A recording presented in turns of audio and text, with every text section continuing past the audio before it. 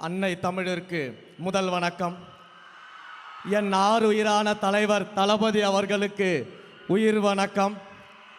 பேரன்பிற்குரிய பொதுச் செயலாளர் அண்ணன் என் ஆனந்த் அவர்களுக்கு நன்றி கலந்த வணக்கத்தோடு, இந்த ஒரு நிமிடத்திற்காக என் வாழ்க்கையில் பல வருடங்கள் காத்திருந்தேன். இப்படி அண்ணனை கூப்பிடணும், எப்படி கூப்பிடணும், மாண்புமிகு தமிழ்நாடு முதலமைச்சர் அண்ணன் தளபதி அவர்களே அப்படின்னு கூப்பிடுற அந்த ஒரு நொடிக்காக பல வருடங்கள் நாம் எல்லாம் தவம் இருந்தோம். அந்த தவம் இன்றைக்கு நிறைவேறி இருக்கிறது. முறை செய்து காப்பாற்றும் மன்னவன் மக்கட்கு இறையென்று வைக்கப்படும்னு ஒரு திருக்குறள் இருக்கு. நீதி நெறி தவறாமல் ஆட்சி நடத்தும் ஆட்சியாளரை மக்கள் தலைவராக இறைவனாக கொண்டாடுவார்கள் அப்படின்ற திருக்குறள் நம்முடைய மாண்புமிகு முதலமைச்சர் அவர்களுக்கு பொருந்தும். இன்றைக்கு இந்த திருச்சியில் அண்ணன் அவர்கள் நன்றி சொல்வதற்காக வந்திருக்கிறாங்க.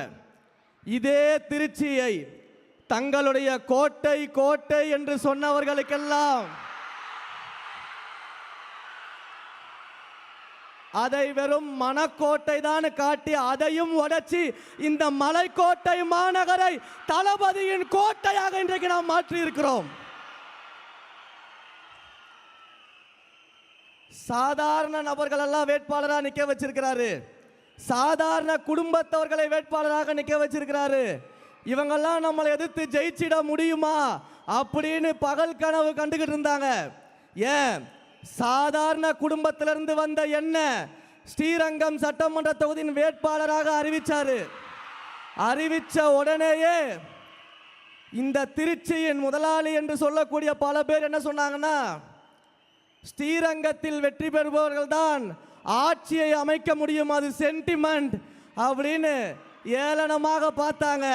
ஆனா இந்த சாமானியனை ஸ்ரீரங்கத்தில் வெற்றி பெற வைத்து ஆட்சியில் முதலமைச்சராக அமர்ந்திருக்கக்கூடிய ஒரு மாபெரும் தலைவர் நம்முடைய தலைவர் அவர்கள் மட்டும்தான். உங்களை போல இந்த இடத்துல இருக்கக்கூடிய பல பேரை இந்த இடத்துக்கு கொண்டு வருவதற்கான வரலாற்றிலேயே ஒரு தலைவர் இருக்கிறார் என்றால் அது நம்முடைய தலைவர் அவர்கள் மட்டும்தான். வேற எந்த தலைவராலும் அது முடியாது. பல்வேறு மேடைகளில் அண்ணன் முன்னாடியும் சொல்லியிருக்கிறேன், பிரச்சாரங்களின் போது பல்வேறு மேடைகள்லையும் பேசியிருக்கிறேன். அந்த ஒன்றை மட்டும் நினைவுபடுத்திடுறேன். பல இடங்களில் சொன்ன, சின்ன பசங்கன்னு ஏளனமா பார்க்காதீங்க. இந்த சின்ன பசங்க என்ன செய்வாங்கன்னு காட்டுவோன்னு பல மேடைகளில் நான் பேசியிருக்கிறேன், அண்ணன் முன்னாடியும் பேசியிருக்கிறேன். இப்போ அதே மாதிரி பார்க்கிறவங்களுக்கு இன்னொன்று சொல்லிட்டு ஒரு உறுதிமொழியை சொல்லிட்டு நான் கிளம்பிடுறேன். எழுதி வச்சுக்கோங்க, இந்த சின்ன பசங்க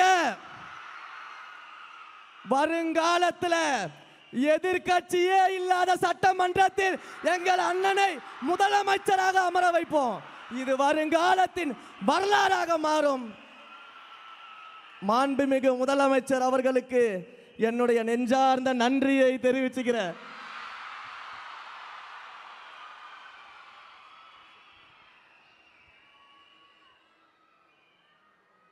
நன்றி.